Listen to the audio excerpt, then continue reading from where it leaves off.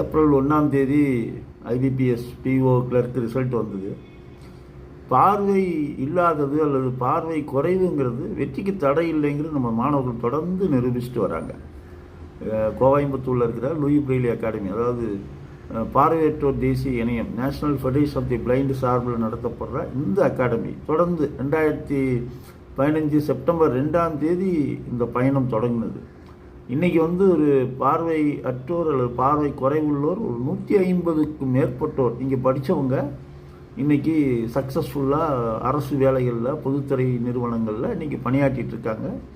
இப்போ இந்த ரிசல்ட்டில் 4 பேர், அதாவது ஒருத்தர் பிஓ சங்கர் பேங்க் ஆஃப் பரோடாவும், பூபதி, பிரீத்தி, தசானிஷா இவங்க 3 பேரும் கிளர்க்கு இந்தியன் பேங்க்லேயும் ஜாயின் பண்ணுறாங்க. செய்திகள் தொடர்ந்து வெற்றி செய்திகள் வந்துக்கிட்டே இருக்குது. இவங்களுக்கும் வாழ்த்துக்கள், நீங்களும் வாழ்த்துங்களேன்.